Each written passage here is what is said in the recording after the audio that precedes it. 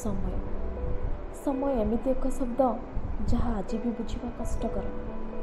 ସମୟର ପରିଭାଷା କାହା ପାଇଁ କେମିତିକା, ଆଉ କେତେବେଳେ କାହା ମନରେ ଉନ୍ମାଦନା ଭରିଦିଏ ତ ଆଉ କେତେବେଳେ ନିରାଶ କରେ। ସମୟ ଏକ ପଥ ପିଲାବେଳେ ବାପା ମା ଜେଜେମା ଜେଜେବାପାଙ୍କ ଠାରୁ ଶୁଣିଥିଲି, କିନ୍ତୁ ଆଜି ପର୍ଯ୍ୟନ୍ତ ତାକୁ ବୁଝିପାରିନି। ସମୟ ସହ ତାଳ ଦେବା ପାଇଁ ମଧ୍ୟ ବିଦ୍ୟାଳୟରେ ଶିକ୍ଷକ ଶିକ୍ଷୟିତ୍ରୀ ବୁଝାଇଛନ୍ତି, କିନ୍ତୁ ଆଜି ବି ମୁଁ ତାକୁ ବୁଝିପାରିନି। ଏହି ସମୟ କେତେବେଳେ କାହା ସହ ଲୁଚକାଳି ଖେଳିଥାଏ ତ କେତେବେଳେ ନ ଭାବିବା ପୂର୍ବରୁ ସାମ୍ନାରେ ଆସି ପହଞ୍ଚିଥାଏ। କେତେବେଳେ ମଣିଷକୁ ହସାଏ ତ କେତେବେଳେ ପୁଣି କନ୍ଦାଏ, ଆଉ କେତେବେଳେ ମିଛିମିଛିକା ଭାବନାରେ ହଜେଇ ଦିଏ। ସମୟ ବେଳେବେଳେ ଅଚିହ୍ନାକୁ ଚିହ୍ନା କରାଇ ଦିଏ, ଚିହ୍ନା ଲୋକକୁ ନିଜଠାରୁ ବହୁତ ଦୂରକୁ ନେଇଯାଏ, ଆଉ ସେଇ ଅଚିହ୍ନା ଲୋକଟା ବହୁତ ଚିହ୍ନା ଲାଗେ, ସତେ ଯେମିତି ଏ ଆମ ପରିବାରର ସଦସ୍ୟ ଭଳି।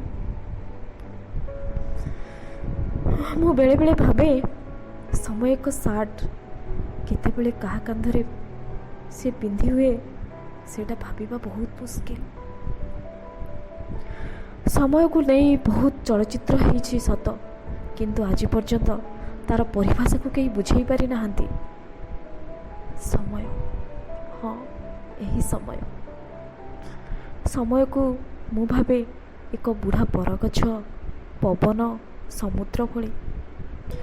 ସେ ସବୁବେଳେ ନୀରବରେ ସବୁକିଛି ଦେଖୁଥାଏ, ଯେମିତି ନୀରବ ଦ୍ରଷ୍ଟା ପାଲଟି ଯାଇଛି। ପ୍ରକୃତିର ତାଣ୍ଡବ ହେଉ କି ପ୍ରକୃତିର ମନୋରମ ଦୃଶ୍ୟ, ସେ ସବୁକୁ ନୀରବରେ ଅନୁଭବ କରେ। ସମୟକୁ ମୁଁ ଭାବେ ଘଣ୍ଟାର ଟିକ୍ ଟିକ୍ ଶବ୍ଦ କରୁଥିବା ଏଇ ସମୟ ନା।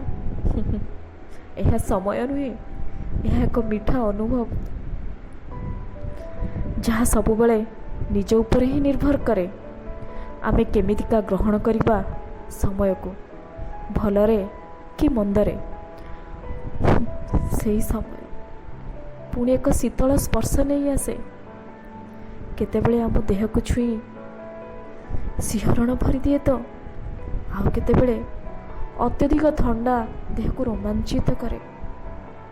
ସମୟ କେତେବେଳେ ହୃଦୟରେ ଆବିଳତା ଭରିଦିଏ ତ କେତେବେଳେ ହତୋତ୍ସାହ କରିଦିଏ। କାହା ପାଇଁ ଏ ସମୟ କେମିତି?